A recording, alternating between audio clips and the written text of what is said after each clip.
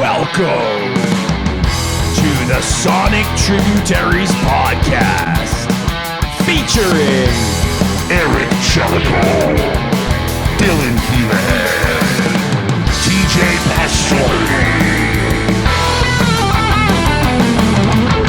where we discuss music,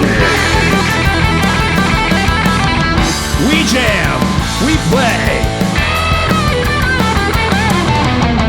we hang with special guests, focusing in on local tribute bands, regional tribute bands, and everything music. Strap yourself in for a hell of a time. All right, guys. Welcome back to the Rock Shop Studios here in beautiful Nyack, New York. Let's play some Have a Cigar. 2, 3, 4, 5, 6, 7.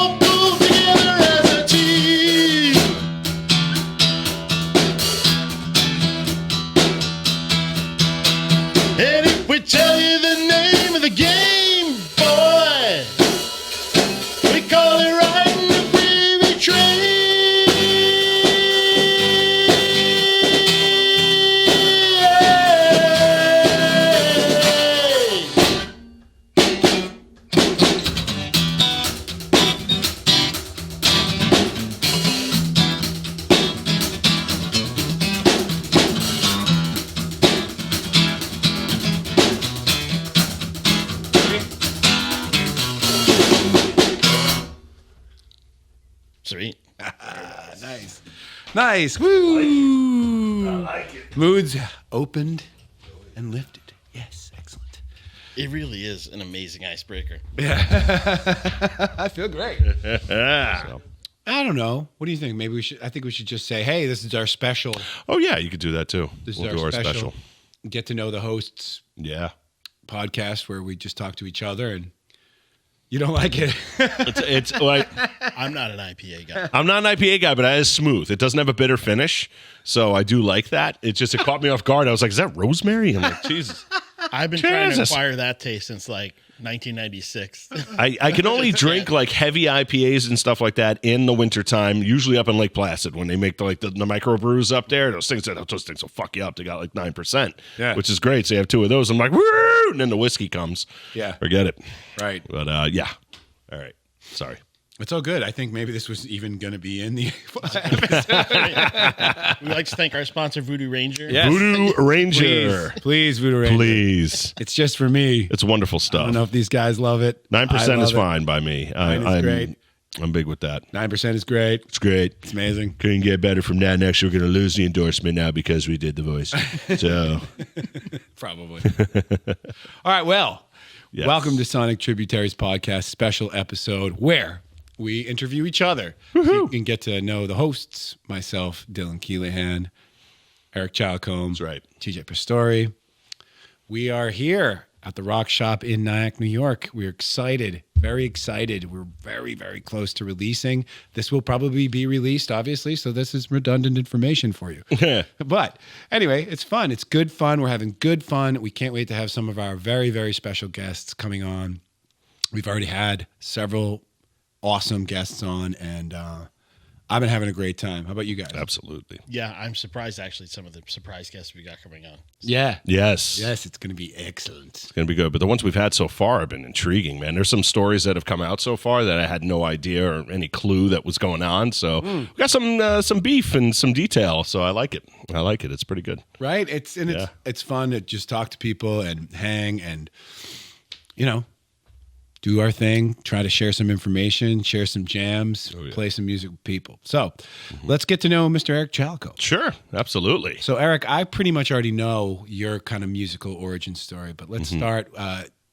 You're about 8 when you started playing, is that right? Yes. Well, we can start right at the beginning. I want to say could have been 8, could have been even before that. I know that I was a youngster, but I just always had a feeling and a want to go bang on things. So, which was funny. So I used to start with my mother's pots and pans, and I'd take the wooden spoons, and Italian mothers with wooden spoons, right? Oh, I know. So I took those wooden spoons, and I would play on the pots and pans and drive my parents nuts. And, at first there was a whole bunch of noise and everything, but I just liked it, which was pretty cool. And in school, was very fortunate in elementary school to have a music teacher by the name of Judith Thomas. And she was fantastic. She, basically brought out a lot of musicianship within a lot of us from my class and other classes within Nyack.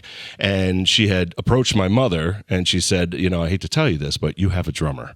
And my mom's like, can't he play piano? Or I played accordion. Do you think he can learn the accordion? And she's like, absolutely not. You could try. She said, you could put him into other lessons. It's just, he is a drummer by nature and by heart. He's just going to do it. So the first run at taking lessons didn't work because I was a little too young and I wasn't ready yet. So that was about 8 years old. And so from that point, though, even coming back, because my parents weren't going to invest into a set at that time. I had some practice pads and sticks and everything. But, rudiments are great. And trust me, I have to do them all the time. And I still practice them to this day. But who wanted to practice rudiments at 8 years old? But that's how you start, But I started to lose interest in that part of it. And I just didn't want to do the lessons. And I wasn't mature enough at that time. So we took some time out. And in that time, I got very creative. And I started to put together a self-made drum set of coffee cans, and they would all have different pitches and different sounds, and I would throw pennies in the bottom of a couple of them to make a snare sound, and I would use little pencils, and then I would just start playing along the songs on the radio. I remember I did a whole thing of what was that, Paul Simon, You Can Call Me Al, I think that was the name of it or whatever. Yeah, it was because that was a big video at the time. Yeah, exactly. And I started doing a lot of Chevy Chase, which was great because I recognized Chevy Chase from all the movies in the 80s at that time. So that was fun. And then just a funny side story before I move on from that. I should go back. My parents did try to get me a drum set. And this is before I was 8 years old, and I was a little too young to have the drum set, and I was very impressionable because I was watching a lot of MTV when they weren't, watching. I'd find a music station. I'd always put it on. And Hall & Oates had a video, and I can't remember exactly which song it was, but at the end of the video, they all came out of a bass drum, and they like peeled through the head. And so that's what I did to the bass drum that they gave me, and I tried to recreate that video. And that was it, because at that time they didn't realize you can replace the head, so they just threw the drum set. It wasn't a major Ludwig or anything like that. It was like a throwaway, maybe $25-$50 kit or something like that. Right. But that sort of, like I said, also played into me taking a little bit of a time out until I got a little more grown up. So I come to be about 13 years old, and then I started. Who came to visit the drum center? What was that? Yeah, didn't somebody come I'm going to tell you about that. Tell me Yeah, about absolutely. it. So my buddies and I, at the time, we were, like I said, around 13, and we were going down to the drum center a lot because we just started hanging out down there and looking at the drum center. Which drum center is that? Long Island Drum Center of Nyack, New York. Shout out to Frank. Shout out to Frank Coronado.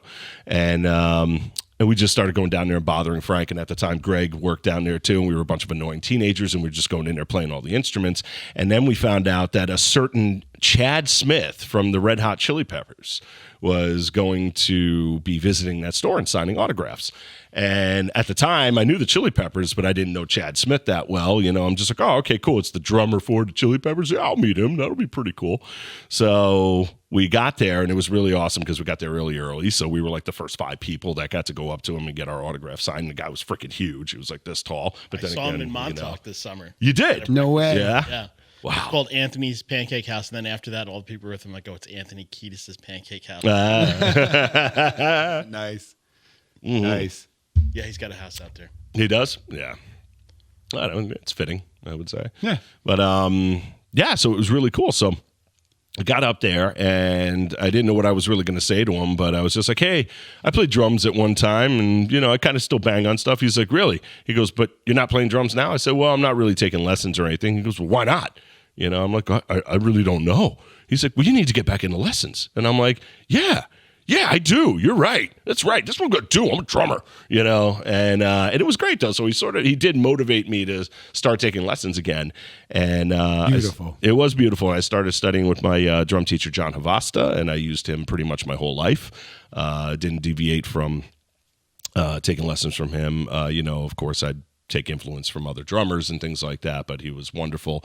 And that's where it really started, because myself and my peers, the ones that are still musicians to this day, we all started taking lessons around that time and taking them seriously, really practicing. Then I finally got my drum set a year later, which was cool, which was a Pearl Export.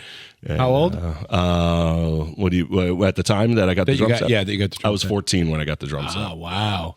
So finally, which was cool. And my parents finally said, okay, let's put them out in the garage. Oh, garage. You got garage. I was a garage. And I hadn't, the coolest thing was I was actually asked to be in a band right away, even before they, knew I was playing. And at the time, I did not play that well. I was listening to, and no disrespect to this band at all, but I was listening to a lot of Metallica.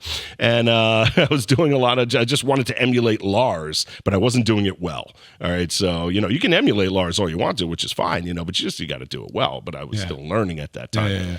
But once I started to play with people, that's really where everything changed. That was a big game changer. I was just like, wow, because I was actually, forced to be put in a position where they're like, all right, we gave you a tape of these songs. You need to learn these songs. If you don't get these songs, you're not in this band. So I'm like, how do I do this? But I did. It was cool because it was a mixture of Pixies, 9 Inch Nails, a whole bunch of stuff like that, which was pretty cool in this early 90s.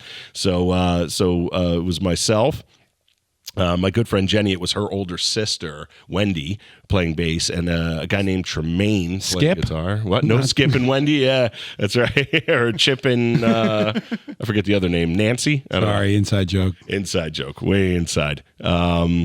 And also Gary Hohenberger. I don't know if you're familiar with Gary Homer. The Hohenbergers are a big family in Nyack, and Gary's father, Gary, was a big musician too. Oh. And Gary's brother, Rory, I went to school with, and Rory was a drummer.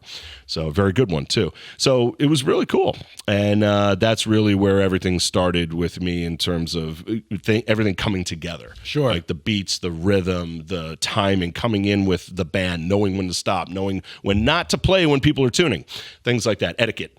You know, so. Yeah, right on. Yeah. Right on. So you got to this point where you're like, okay, I'm playing with other people. I'm feeling confident in my drumming skills. And what made it, what turned on where you became serious about it? Was that the moment? I would say, well, yes, that was the beginning of taking it serious, because then once I realized what, you could get with, the sound you can create and what you can accomplish with other people, and actually coming really close to sounding like the songs you're trying to cover, which was amazing, at least in our ears at that time, was really cool. Yeah. And that's where I said, yeah, this is what I want to do. This is who I am. And this is never leaving me. So no matter what I do with my life, I'm always going to be playing the drums. So Right. From that point on. Right. Which is fascinating to me because, I've played with a lot of different drummers. Some of them who are like, I'm a drummer, that's it. And, you're not that way. You're a drummer and you have other stuff that you do, which is great and terrific. But when I first was playing with you, I was like, how is this guy so fucking good at the drums? And he doesn't spend 4 or 5 hours a day on it. Yeah. Because I knew you were doing a different gig, during the day for whatever. Mm-hmm. But to find out, I was like, how? And then I guess our little origin story here is my friend Marco was, he goes, oh, I'm playing with, I told him, oh, I'm playing this gig with Eric Chalicom. And he goes, oh, dude, he's a Brazilian man.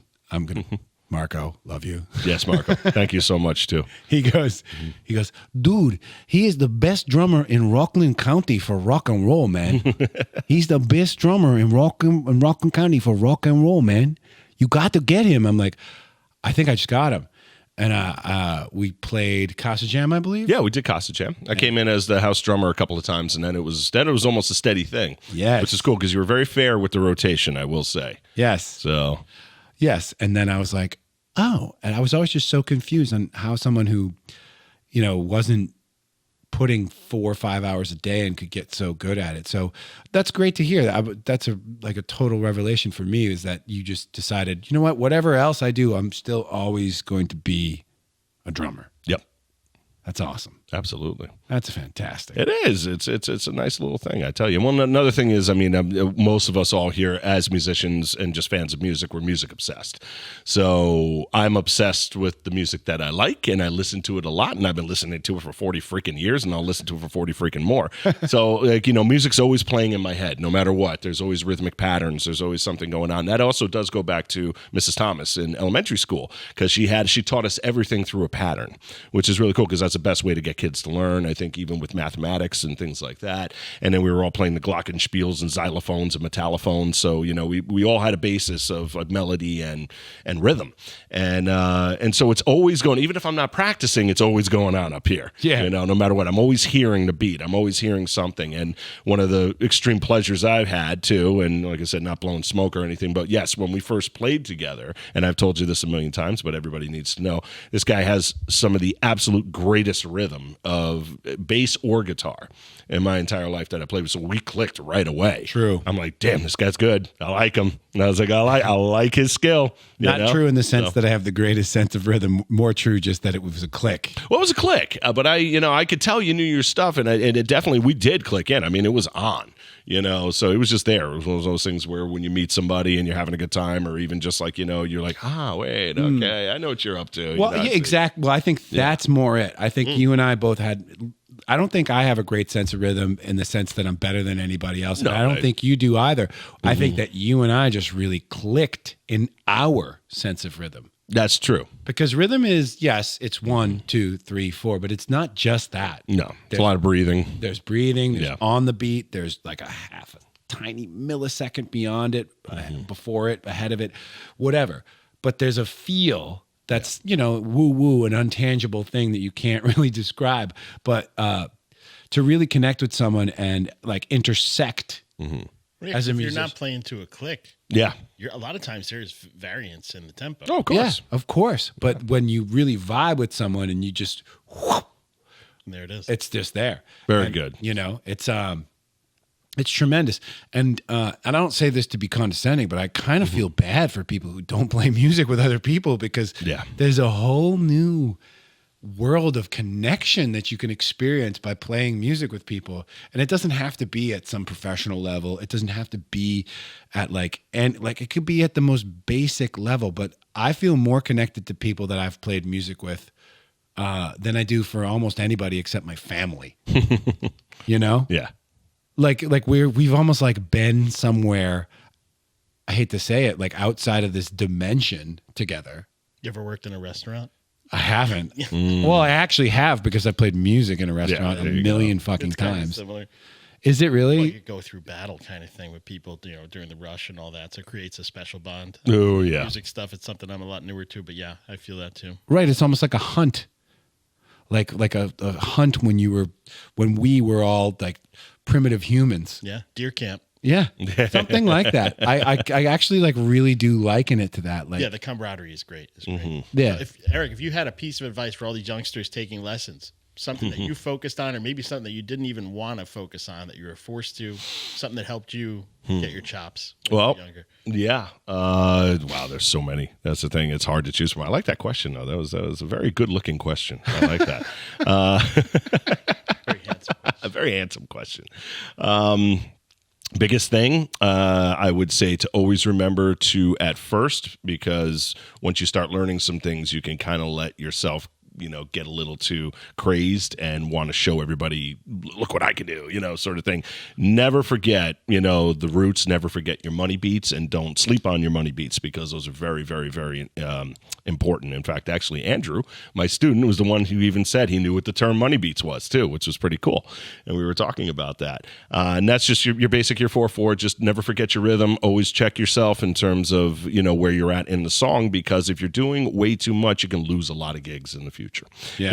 If you're playing for yourself, you're losing a lot of gigs. You got to remember to play with everybody. And it doesn't mean just like minimize yourself and be like, okay, I'm just going to limit everything. No, feel the music, do what you have to do. So fundamentals, they're really, truly important. And that's something I go over all the time. Sometimes the students get a little annoyed, with like, well, I don't want to do the quarter note or eighth note beat. I'm like, we're just doing it for a couple measures. Just always remember where you came from. That's a big thing. Always remember your roots, and then go ahead and definitely practice everything else and show people what you could do, but do it at the right time during solos. I don't know if that was too much of an explanation. No, it's perfect. perfect. Yeah, I get it. Yeah. The way I would summarize it is just make sure that you're serving the song. Yeah. Always. And like playing with your musicians. I was teaching a bunch of 8-year-olds. No, they're like 10 now. But I was teaching a bunch of 10-year-olds the other day, and I was like, hey, are you guys who's listening to the other musicians? And I kind of look around, and there's dead silence between 6 kids. And finally one kid goes, well, I am. And the other 5 are like, You didn't want to be the odd one out. the other 5 are like looking around. They're like, I'm not. I'm just totally focused on my thing. And I go, that's a big problem. I'm like, it wasn't a problem when you were 8, but now at 10, you got to really start focusing in on what everybody else is doing. That's right. That's another thing, another compliment for you, Eric, is your self-compression. Okay, so when you play the drums, a kick drum is the poof. Yeah. When you play the snare, it's a kah. The cymbals are like ksh. Yeah. The toms are the do do do do do, right? They all have different volumes. They all have different feels, and they all have different uses. So if you hit a snare like whack, and then you hit a tom like doom, that's a different vibe. It all has to be around the same volume, specific to when you're playing it, right? Yeah. So if it's around the same volume, like that's called self-compression, because the cymbals aren't louder than the kick drum.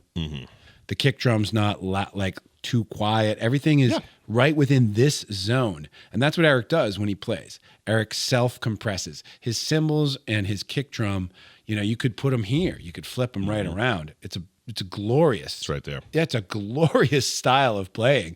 And like, that's not something that I don't think any drummer knows except you. It's all feel. I really don't know any drummer who like gets that.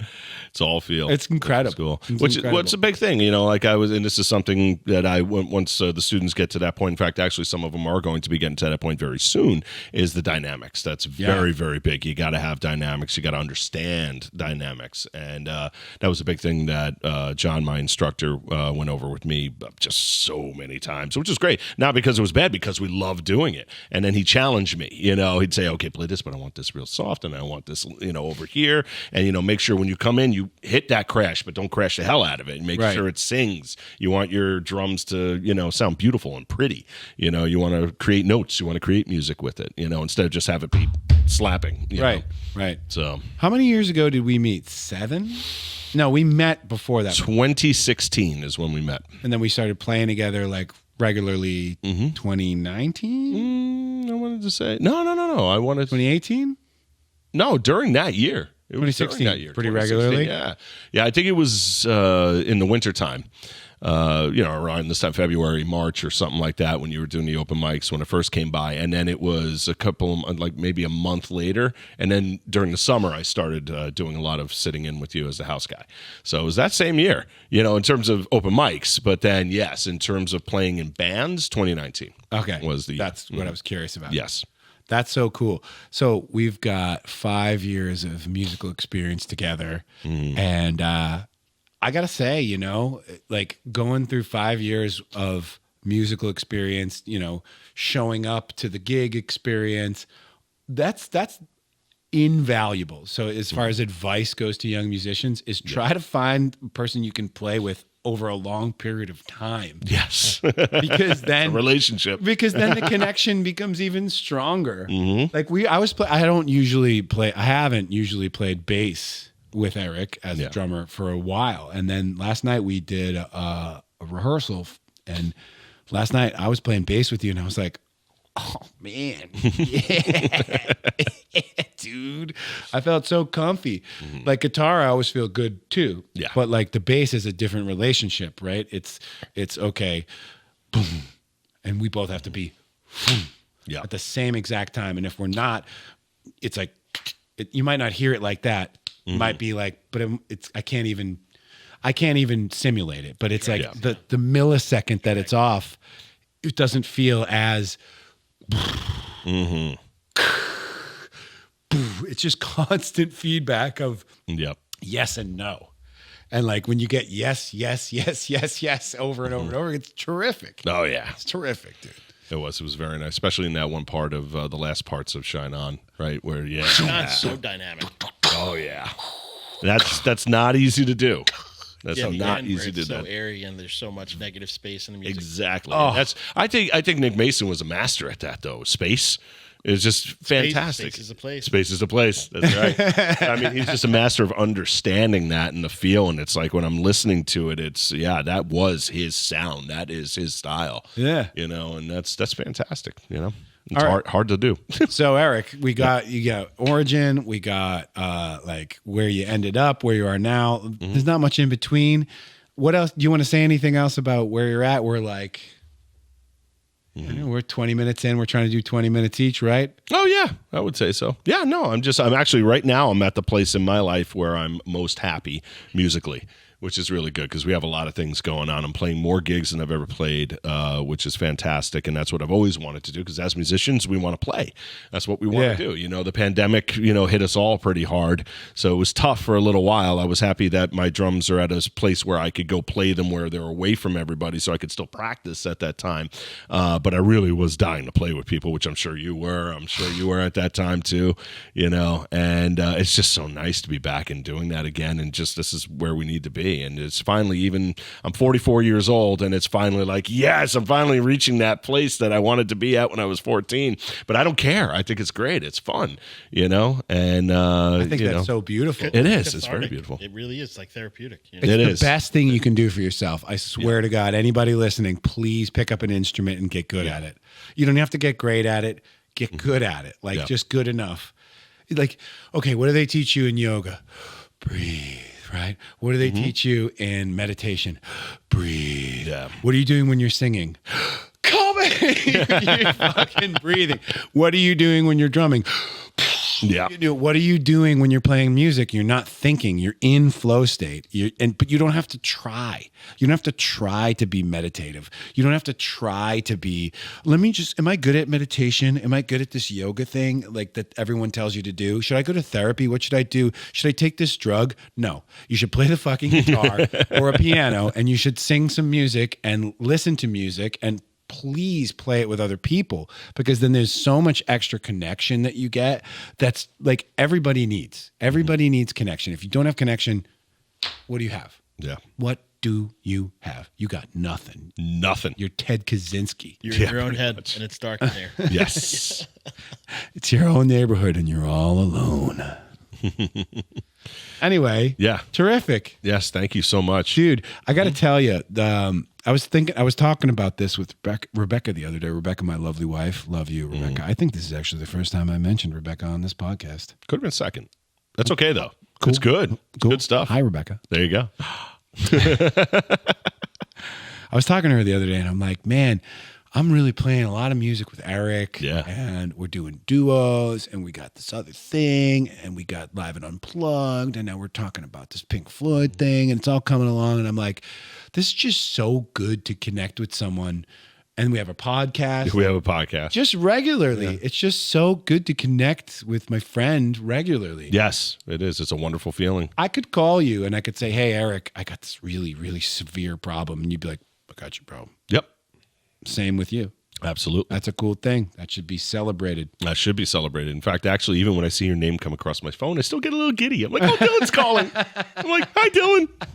What's up today? Yeah, I see the texts coming in. We got like our text, we got our text. Yeah. We got Dark Side text. That's right. We got like half of Live and Unplugged text. We got 3/4 of Live and Unplugged text. Yeah, it's insane.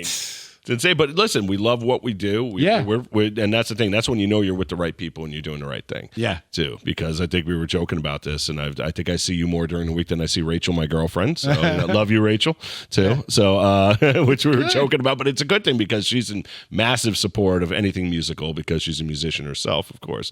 And just we all, we're backing that up. When you see a good thing happening, you want to definitely, go as far with it as you can, and this is great. It's just so comfortable, And this guy over here, this guy, all you have to do is smile, dude, and you just make my day. He lights seriously, up the room. He lights up the room. You light up the room. That's a good. I'm so glad we all connected and started doing this stuff. Yeah. If you want to transition to me, let's transition. Mm-hmm. Let's transition right over. Can I drink this? Yeah. Mm-hmm. Oh yeah. For a long time I was feeling really unfulfilled, and this is really helping me, accomplish some creative endeavors I kind of always wanted to do and never really got to do because I was so worried about, just trying to make ends meet and all that. Of course. So let's start with you. So, TJ Pastore, everybody. TJ Pastore. TJ and I, we met recently, very recently. Yeah, it's been a few years now. Yeah, 3 or 4 years. Yeah, 2021. So thanks to Amanda. Amanda, hello. Yeah, see, good old shit. Yeah. So she's like, I was just starting to play again, and I was at School of Rock in Orangeburg. The owner, who I was at that time getting friendly with, had just sold the business. The new owners came in. I was not kind of jiving with their vibe there, and I just was looking for a new place to play music. She's like, you should go check out Dylan and the Rock Shop in Nyack. They just opened up. Came down here. The rest is history. That was about 3 years ago. Yeah. Peak COVID. We're all masked up. Yeah. Oh, yeah. What I'll say, too, is like when you see a guy like TJ walk in and he's just got great vibes, you got like nothing. But I was like, oh, man, I'm always trying to be disarming in my approaches with people. And I felt like you did the same. You were trying to just be disarming, just like, hey, how are you? Like, I'm just this guy. Like I just felt like a really good initial vibe from TJ where he was just like, here we are. We're just two dudes talking. And I got that vibe right away. And I was like, oh, good. Another person. Because a lot of people don't have that. A lot of people have a huge wall right away. And you can, this is my experience. I don't know if everyone else experiences it, but I feel it. I feel when someone has a huge wall up. I felt like TJ was like, I'm an open book. Hi, I'll tell you everything I think right now. Yeah. Like, I don't even care. I'm really good at expressing my opinions. So. Yeah. He's open. is the Yes. key. And I felt that openness right away. There was no wall. There was no bullshit. And I'm just like, okay, cool, great. I don't feel bullshit. I don't feel anything. And, then we got to know each other and here we are. Yeah. Here we are. So TJ, you started music late in life. I mean, kind of late. I always wanted a guitar. I would ask my parents. My parents are great to me. I had great upbringing. But for some reason, whenever I asked for a guitar, it never happened. So I'll buy you this guitar pick at the guitar store. Yeah. All right, well, now I There got you the go. pick. Mr. and I get the guitar. Pastor. Never happened. Never happened. But, once I turned 18, I got, a job, was earning some cheddar. I went to Guitar Center, bought like $100 Fender acoustic, and I learned a few cowboy chords. And, I had one or two songs I can kind of play and sing, but I wasn't much at it. And anytime I would bar, I didn't have great technique. My hand would cramp up, and I'd be like, maybe this isn't for me. Eventually, I started focusing a lot more on food and cooking, went to culinary school, went that route. And the guitar went by the wayside, but music was always there. Always there. And anytime I got into a new band, if I took a liking to a band, I would go through their whole catalog. It's not like I just listened to a few songs. Really dug deep. I'm very lyrically driven. I like to listen to lyrics and kind of decipher meaning and symbolism and metaphor and all that kind of stuff in there. And it was always in the background. And, eventually I just stopped doing the cooking thing, took over the family business, really hyper focused on that for a long time. Got to the point where we're really stable and successful. And, thankfully I've been, very fortunate with that. And then I started being like, well, what else is out there? What am I going to do? I feel unfulfilled. I feel unhappy at times. And, eventually I just started playing guitar again. Went to Guitar Center, picked up, a Fender Stratocaster, the one I kind of had the Mexican version of it when I was younger. And No longer $100. no longer $100. I mean, I liked acquiring gear even back then. And I did have a brief stint with a drum set when I was in my early 20s too, and learned a few drumming chops, and I could play some beats. But yeah, and I'm so surprised at how far I've come, especially coming to the rock shop and doing the lessons, and then now what I'm able to teach myself and what I've accomplished, that I can play and sing all these different songs. I mean, somebody can be like, "Can you play this song?" And if it's a basic enough song, I just pull up the chords and the lyrics and I play it and sing it. Great. It's amazing. It's amazing. It's a great feeling to be able to do that. It's incredible. And that's the goal, right? Is like, so, oh my God, I had a student here today and she's about 14 and I was subbing for her. No, I was teaching her. She's my student. And I was teaching her and I was like, you can just look up the chords and lyrics to like any song and sing them. And she's like, yeah, pretty much. And I'm like, when you see something like D/C flat or something, that's a problem for you, right? And she's like, yeah. And I'm like, all right, well, come to me with that. I was like, don't like make me teach you songs. Right. Every song's in freaking C major anyway. Like, yeah. Really? I'm like, you can just learn these. You don't need me. I'm like, let me teach you other stuff. Like, please. And she's like, okay. I was like, I know you want to learn the song and I'll do that for you. But like, look at this. Like, I can show you other things, right? Like I can show you more complex things that you're not good at yet. So why don't we spend half of the lesson learning the thing you want, and then the other half I'll show you things that you should be doing. Now, I'm not going to hold you accountable if you don't do them. I'm not going to be like, you should do this. Well, even in a song, Right? have those weird slash chords or some alternate voicing, you just sub what the root is. Sure. Good. They don't know that yet, though. That's what you're there for. But isn't that so great, though? You like, man, coming to this point, I'm so excited for you. I'm still I'm so fucking excited for you. It's awesome. It's Yeah, it's awesome you got there because you're only gonna continue going. It took work. What's so funny is Amanda saw the very beginning of it. Horrible. Horrible. Like to the point where she's like, pretending like, Good job. Yeah. And now she's like, oh, wow. That's It takes a so really great. long- it's a grind like anything else. It's about muscle memory. You work on a song. You go to sleep at night and something goes on in your brain where that song's a little bit easier to play the next day. Right. And it just continues. And you have these like intricate riffs or weird chord fingerings that it takes time. Yeah. A few days later, all of a sudden you can do it. Right. And now let's segue from there, where TJ just came in here 4 years ago. TJ is going to sit and he's going to be our guest star I am so Yes. unbelievably stoked for this. Like, This is going to be a lot of fun. I'm so stoked because you're so stoked. Yes. Like having you come in at our rehearsal last night. So let's just recap. TJ, we have a Pink Floyd band. We're playing tomorrow night, or not tomorrow night, Saturday night. This will probably air after, I imagine, but still awesome.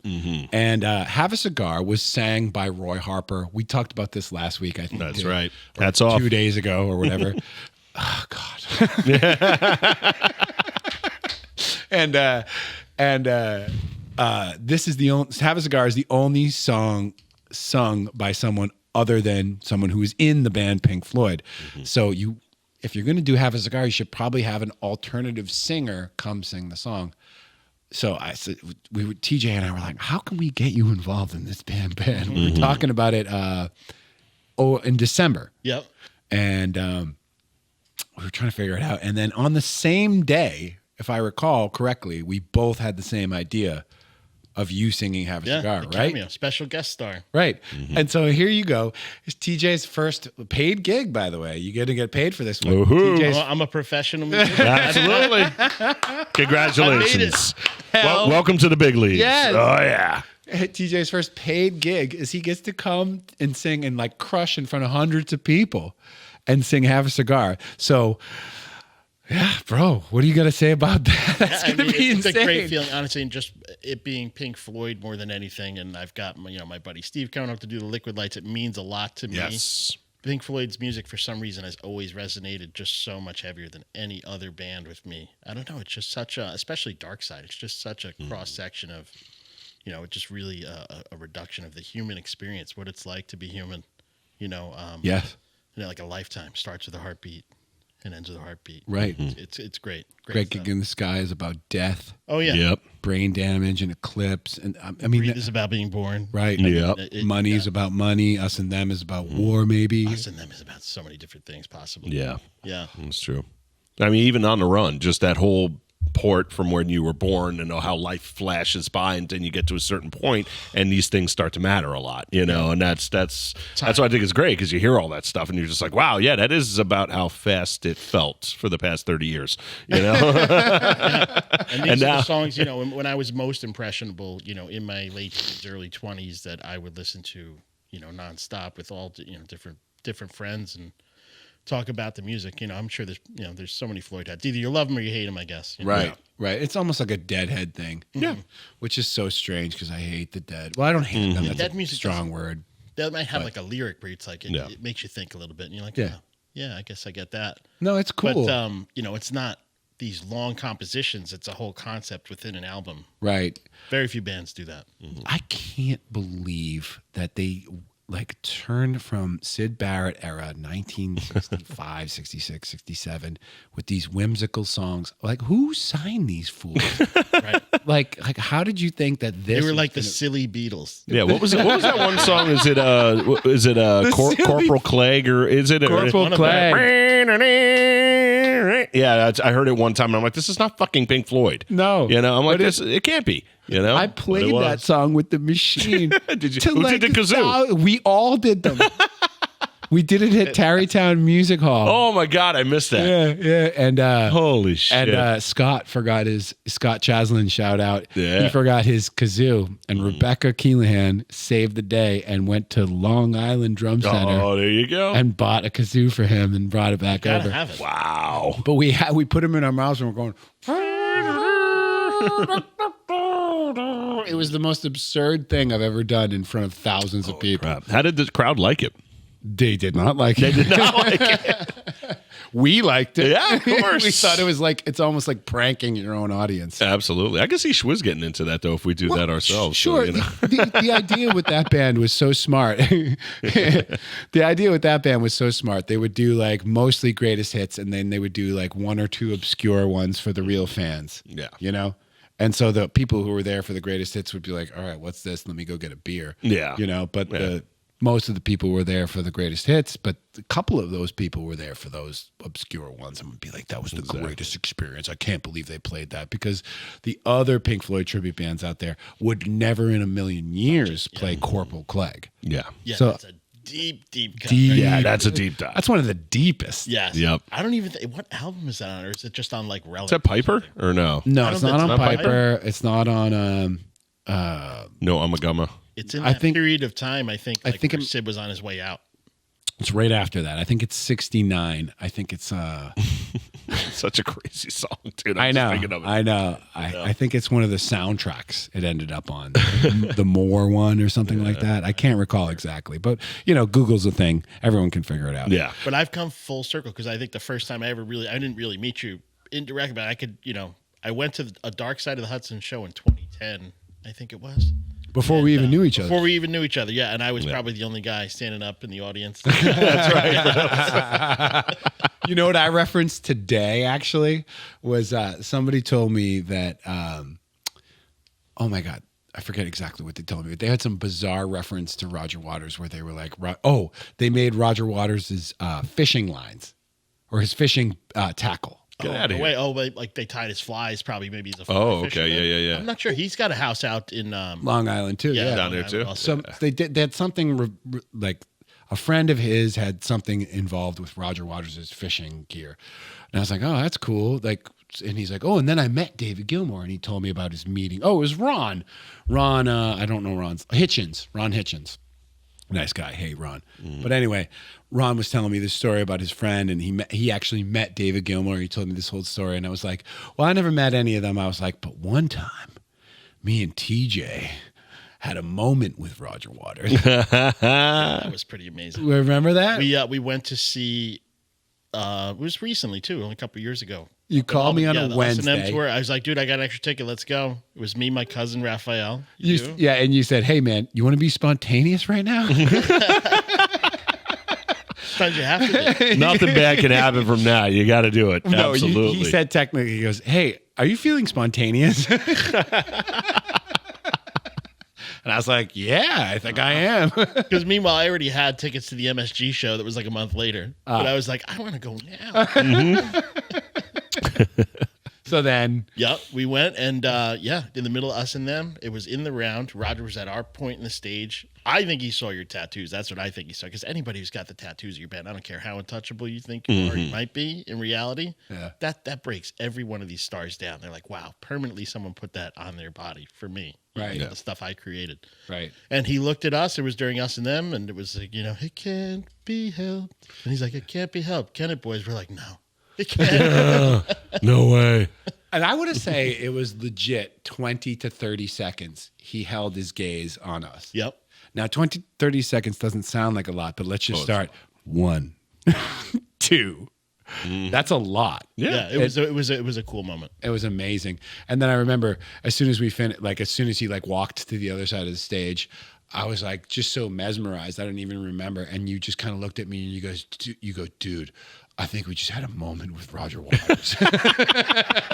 Full stop, dude. It was serious. Awesome. Wow. Right. Cool. So so now here you are. You're going to be singing with us. You've been putting music kind of instead of here, you've been putting it here. Do you have any aspirations to do anything? I would really like to get to the point where I can do a solo acoustic gig and play 2 or 3 hours worth of songs by myself. I'm working up there. Yeah.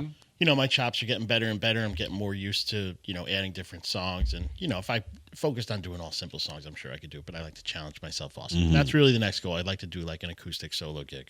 I think you Cool. could do that in if you gave yourself 2 hours every Saturday. I think you could do that in 2 months. For sure. Easy. Yeah. I concur. Yeah, just Absolutely. putting in lyrics and shit. I think you could do it easy. Yeah. I'd like to get off the iPad a little bit, but, it works for me. It's like Ron Burgundy. You put it on that teleprompter, and I'll read it. Right.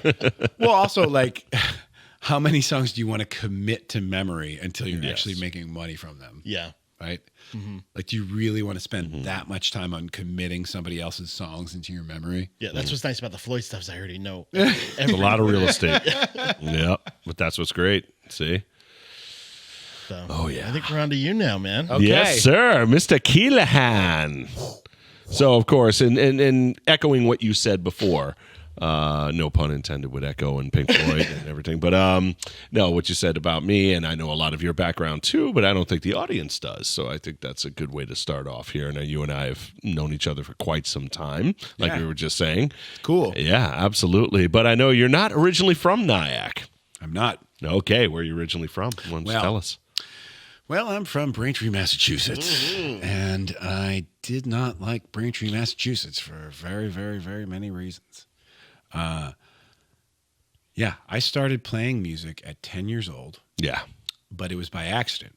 The reason I started playing music was because my brother was playing guitar, and he was 12 or 13, and he got into a fight with the neighborhood kids, and he punched one of the neighborhood kids in their head Oh, my goodness. and broke his hand. An Irish guys. Yeah. Yeah, there you go. So he couldn't play guitar anymore. And the music school in which we were taking lessons had a very, very strict cancellation policy. So my parents said, "Hey, Dylan, you want to take these lessons?" Sure. All right, 10, sure. So that's the start right there. And my brother and I used to tell our parents, "Oh, he slipped on the ice." Yeah. And they only found out recently that that's what actually happened. Like, that's how music started for me. Isn't that fun? that was Isn't it weird Declan? that it's almost like Declan. That was Declan. This is Declan. Oh, shout out to Yeah. Declan. Hello, Declan. Yeah. And my grandmother was anti me taking his lessons. She was like, "No, let Declan have his thing." Like, and then my mom was like, "That's stupid. Maybe they could play together. Like, it'd be great." And we did. We played together. So it started there. Went along. I had various degrees in, enjoying it. Sometimes I would take lessons, and then my parents would be like, "Hey, do you still want to take lessons?" And I'd be like, "Nah." And then they'd be like, "All right, don't take lessons." And then they'd notice I'd pick it up again, and they'd be like, "You want to take lessons?" And I'd be like, "Yeah, I do want to take lessons." That's right. And it was based around my musical tastes. Like, as soon as I learned about Nirvana, I was like, "Yeah, fuck yeah, I want to take lessons. Teach me every Nirvana song ever." Green Day, same thing. Teach me every Green Day song ever. And back then, they used to sell tab books. Yes. So, like, I remember those. do you ever have one of those where you could go buy like the Nevermind tab book in its entirety? And I just learned the whole thing. I learned the whole thing. I was obsessed with it because it was power chords. So as a guitar player, power chords are easy. They're not like full on chords where you have to do all this. You just keep the same shape and you move it around. And once you get that shape down, you can just move it all over the neck. And little distortion. a little distortion. That's it. We're rocking. We're rolling. Not to take anything away from Billy Joe Armstrong or Kurt Cobain. Those are fantastic guitar players. They're just not like technically fantastic. course. They're just They're great songwriters. Yes. great songwriters, and they rock and they sound good, and that's the bottom line. Anyway, go from there. Various interest in it, but I always wanted to be in a band. I was obsessed with being in a band, obsessed with it. And I would be like, "Hey, we're in a band, right?" Without ever having actually played together. Yeah. You know? Right. Didn't matter back then. You want to be in my band? Like, sure, I'll be in your band. Okay, we're in a band now. It's like Crazy Girlfriend sort of thing. It's like, yeah. You're in this whether you like it or not, you know? Yes, precisely. That energy. Yes. Very good. Or just crazy partner when we put it. Sorry. Yes. Sure, Yes. sure. There we go. Sure. You know. Nice little correction there. Anyway, off we went down the line, and I finally got into an actual band with my friends, and I would beg them to play with me, and they did, and they finally did, and we actually started playing. And we played like 3 songs over and over and over and over again, such to the point that the hot neighbor girl came over and said, "Can you guys fucking learn some new material?" And we're like, "Yes, for you, anything. Jamie, Oh, yeah. Jamie Gordon, wherever you are." Yes. That's where the drive started. Yeah. Yeah. Oh, okay. Okay. So then we learned like music that was different for her. And, if you go from there, it was just fun. It was like, oh my God, music is social. Like it's not just like me playing in my bedroom and practicing. There's like me playing with my friends, me having other people interested in coming to see us play, me interacting with other musicians who I don't even know, but because we're all musicians, we have like an extra little weird connection. I was like, oh, okay. I'm never going to be on the Boston Red Sox hitting home runs because at the time I was an athlete. And I was like, but this seems a lot more like tangible, because jock culture, as wonderful as it is and as beautiful as it is, it's also, from what I experienced in the locker rooms, pretty fucking gross. Oh yeah, You know? And I've been there too. Yeah, and I was in these locker rooms with these high school football dudes, just like, fuck this. Like, these guys suck. They're so mean. I mean, maybe it was just my stupid I high was a school. hockey guy. It was a slightly different vibe with them. I felt like it was a little bit more hippie-ish, you know? Cool. Oh yeah, White hat absolutely. hippies. Remember those white college hats? That's that kind of have. Yes. Yeah. Yeah, my cousin was one Sure. of them too, which is good. But they were tough fucking guys, though. Yeah. like they were hippies, but they would kick your ass. It's like, but you know, but it's all about peace and love. So anyway, sorry. No, it's all good. It was just these football locker rooms, basketball locker rooms. These people are pieces of shit. They were. They fucking were. It was They tough. were. It was High school's disciplined. rough on all of us. Yeah. I mean, I feel like if you are creative in general, I mean, high school is rough on almost everybody. You don't Yeah. become a creative without adversity. Yeah, there was just tons of adversity. So I was just like, I'm going to lean into this music thing. These people are so nice. And they were so nice. Like, I remember specifically, there was a table of musicians who we just started to kind of like, we jammed once. We weren't really like a band. We just jammed for fun. Yeah. At my house. My parents were kind enough to support the whole thing. You know, I split a drum kit with my dad, et cetera. There's a lot of stories there, but I invited them over. We jammed, and then the next day I walked by their lunch table, and they go, "Hey, come sit over here?" And I was just like, "Fuck yeah." You know, I'm going to go sit over here today with these guys rather than go sit with my normal crew and just see what's up and just hang out with these guys. I just remember how inclusive it was. And I just always loved that. I just thought it was great. And that's a real testament to what I'm doing right now.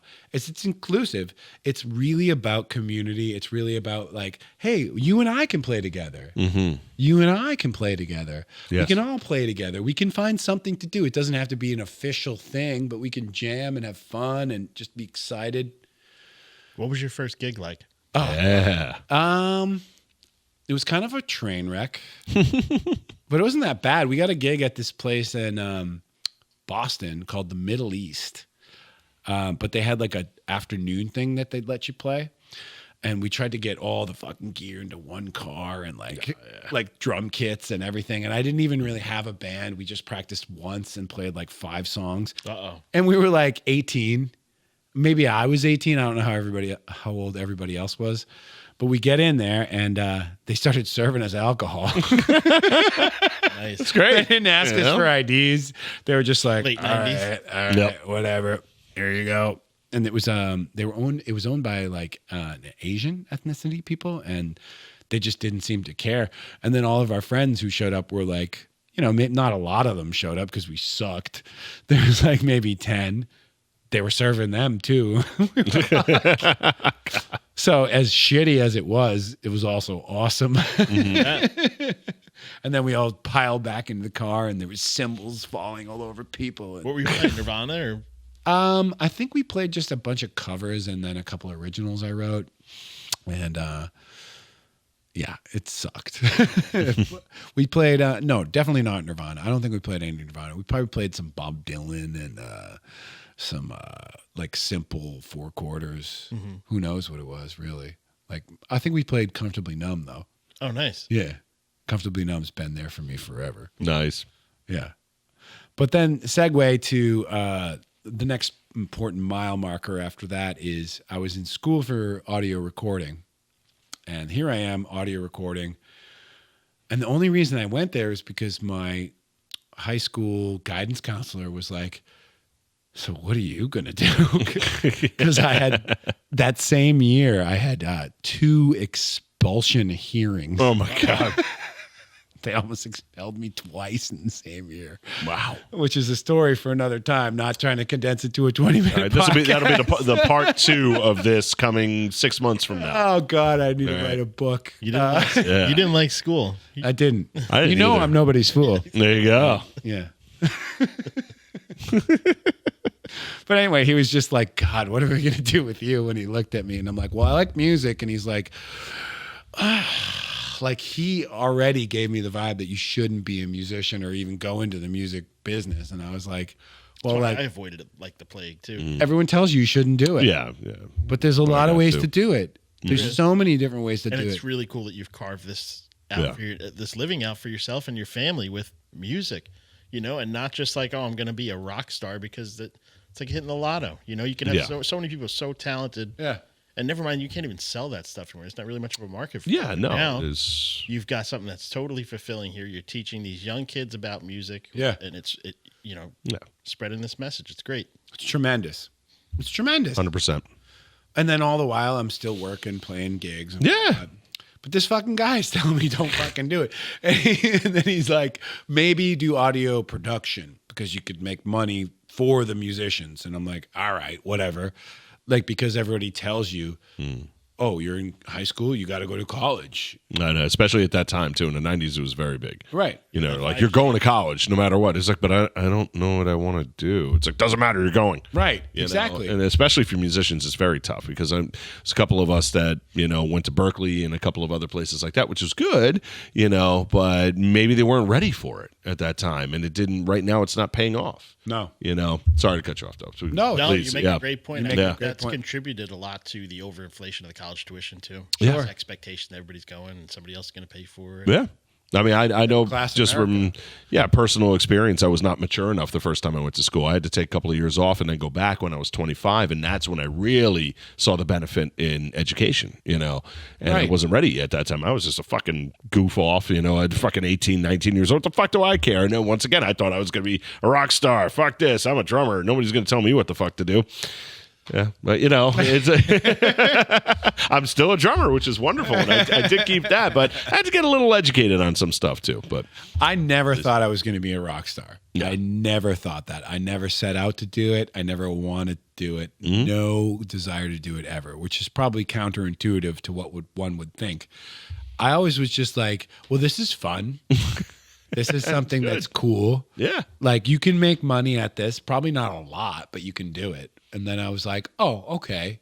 So I was just like, all right, Mr. King. Shout out to Anthony King, if you're still alive, bro, for the guidance counselor guy that helped me out.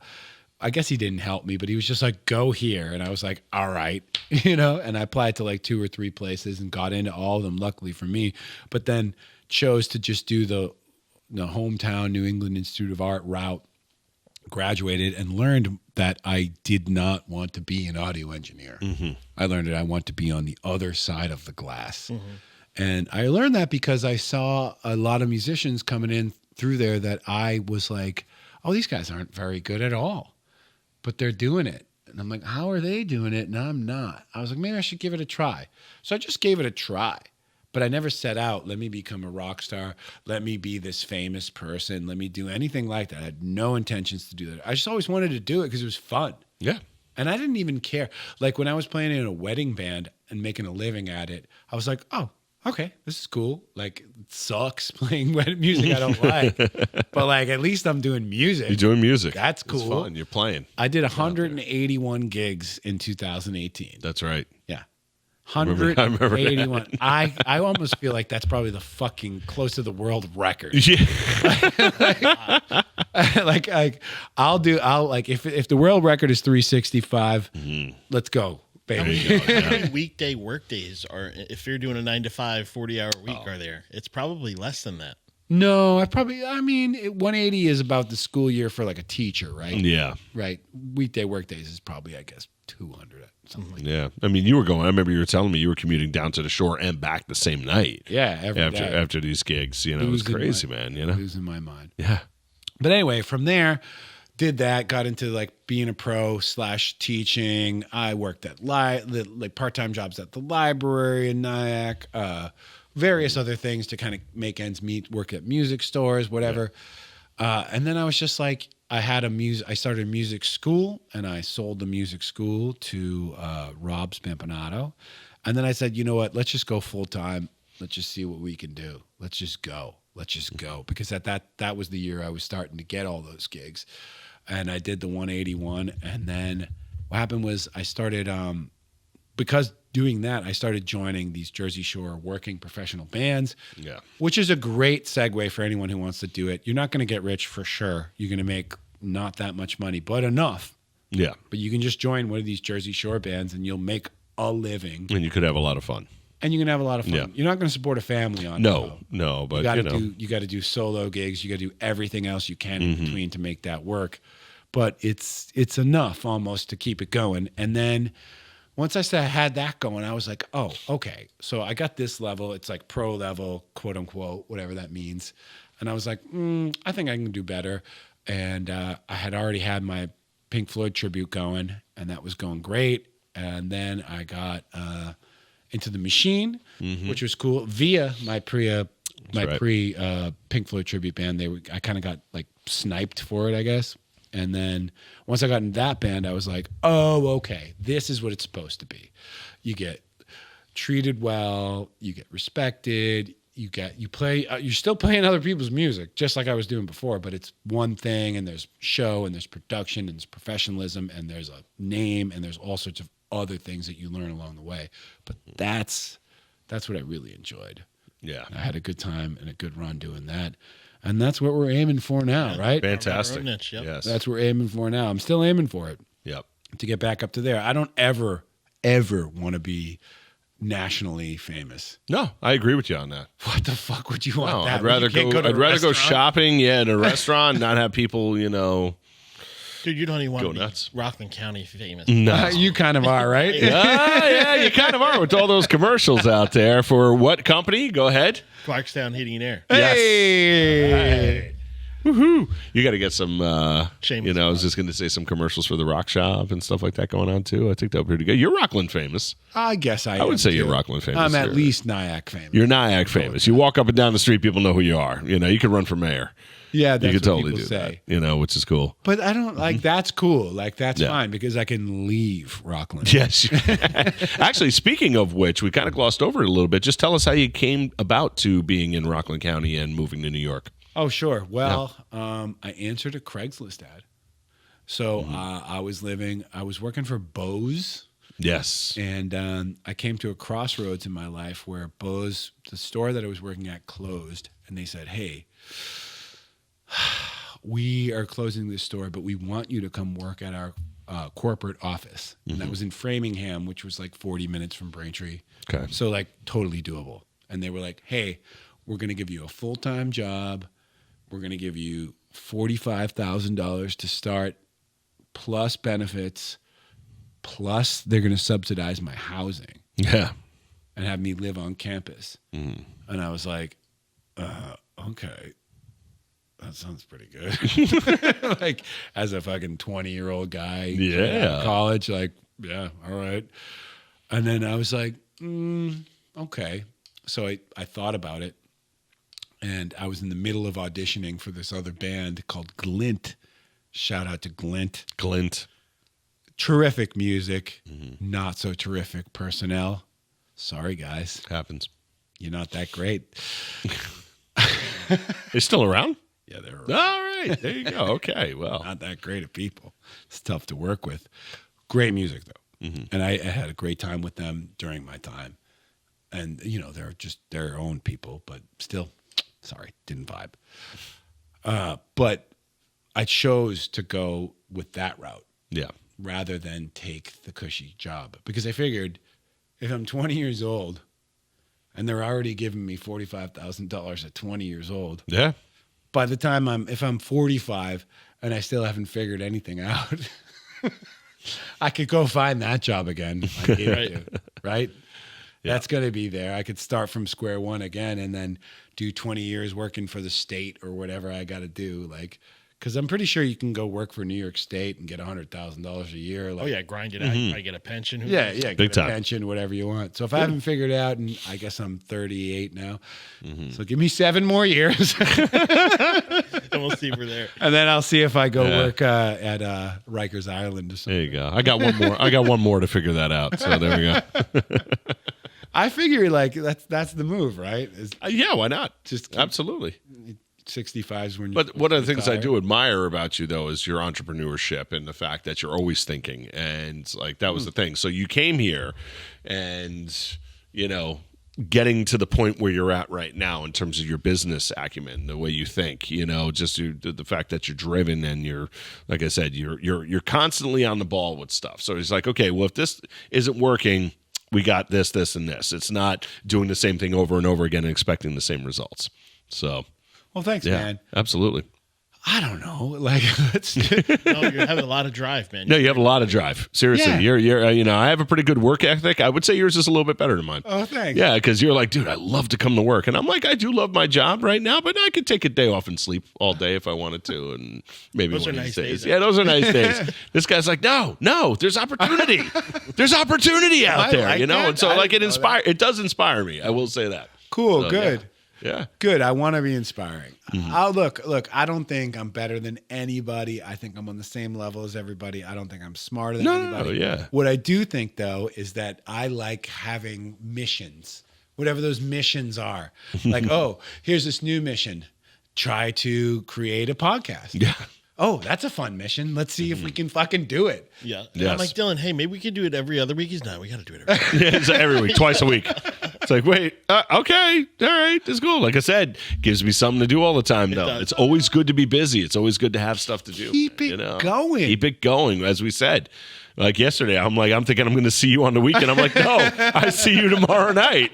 All right, cool. Very nice. Why not? You know, why not, though? We got a Seriously, good thing going. Yeah. Like, it's great. It's great. I just Yeah. feel like I really, truly feel like, okay, how can we balance everything? It's impossible to balance everything. So you're constantly in this motion of how do I keep family, work, life, fun, music, all these things happening at the same time. And if we can fucking find some way to balance those things where everybody seems to be in sync.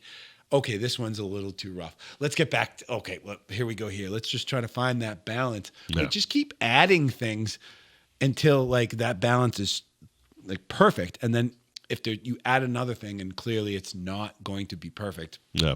zoop, what can you rip the ripcord on? What can you pull out to get back to a balance? It's okay. I truly feel it. I'm like, let's just keep rolling. That's it. Yeah. Yeah, Right and now, here we it's are. yeah, Here we are. Here we are. Sonic It's fantastic. Tributaries podcast. That's right. Rock Shop. SonicTributaries.com, RockShopNyack.com, Clarkstown Heating, Venting, and Air Conditioning.com, or is it? Markstownhvac.com. There we go. You always focused on the ventilation. Yes. Probably because we had to do some ventilation here. Probably. There you go. How long? What do we do? We're good. All right, we nailed it. We are all set. Thanks, everybody. Thank this you. is our introductory podcast Meet the to host. us, Meet the Hosts. Mm. Thanks for watching, and we can't wait to share the other guests we have for you. Oh, it's going to be fantastic. Thank you guys so Peace much. out. 1, 2, 3, 4!